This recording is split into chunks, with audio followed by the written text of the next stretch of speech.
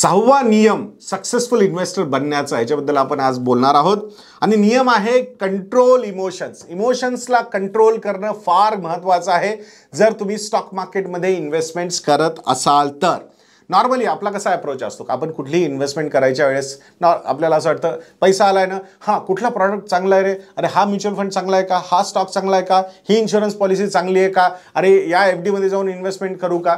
So एक product oriented approach आपण घेतो. म्हणजे आपण अमाऊंट आपल्याकडे असते, आपण डिसाईड करायला लागतो कुठला प्रॉडक्ट घेऊ सांगा.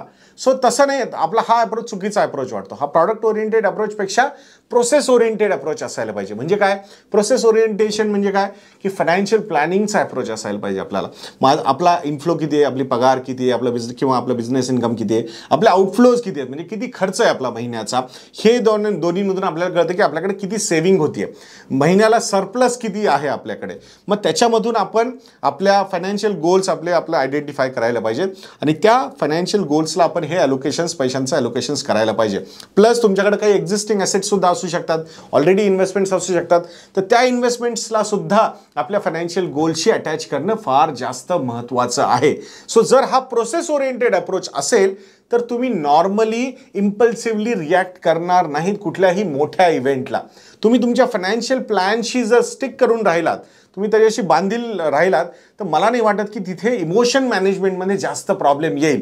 पण कुठलं इमोशनच नाही आहे, कुठला इमोशनल क्वोशंटच अटॅच केलेलं नाही आहे त्या इन्व्हेस्टमेंटला, इन दॅट केस आपण फार रँडमली बिहेव करू शकतो, फार इम्पल्सिव्हली बिहेव करू शकतो. जसं मी मागच्या व्हिडिओमध्ये पण सुद्धा तुम्हाला सांगितलं होतं की 100 रुपयाचे 80 रुपये झाले, त्यावेळेस तुमची रिॲक्शन काय असू शकते हे फार मॅटर करू शकतं की तुम्हाला ओव्हरऑल तुम्ही तुमचे इमोशन्स कसे कंट्रोल करू शकतात ते, किंवा त्याचे एक एक्झाम्पल तिथं सेट होऊ शकतं. सो म्हणून केव्हाही लक्षात ठेवा की प्रोसेस ओरिएंटेड अप्रोच जर आपण ठेवला तर इम्पल्सिव्ह रिॲक्शन्स नाही होणार आणि इमोशन्सला कंट्रोल करण्यासाठी आपल्याला फार चांगला स्कोप अवेलेबल होईल.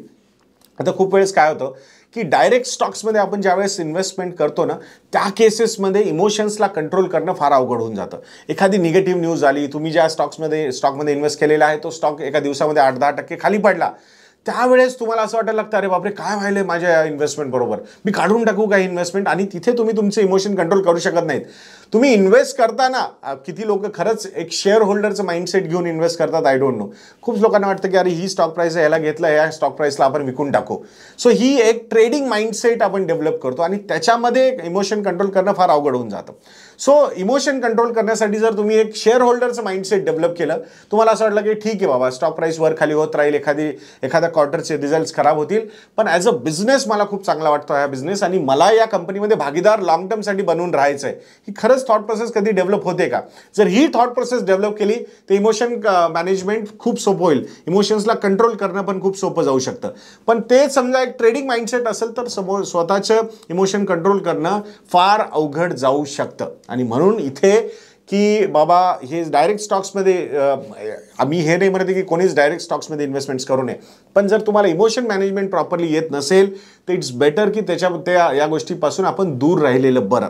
त्याच्याऐवजी म्युच्युअल फंड्समध्ये इन्व्हेस्ट केलेलं केव्हाही चांगलं. एक तर पहिली गोष्ट, दिवसाच्या व्हॉलेटिलिटीमध्ये तुम्हाला म्युच्युअल फंड किती वर खाली होणार आहे त्यावेळेस तर कळत नाही. तुम्हाला रात्री 9, 10, 11 वाजता ज्यावेळेस NAV डिक्लेअर होतात त्यावेळेस कळतं. तोपर्यंत आपण आपले इमोशन्स तसे कंट्रोल केलेले असतात. सो स्वतःचं बिहेवियर मॅनेज करण्यासाठी म्युच्युअल फंड हा एक चांगला पर्याय तुमच्यासाठी असू शकतो. सो ह्या सुद्धा गोष्टी तुम्ही विचार करण्याची फार गरज आहे.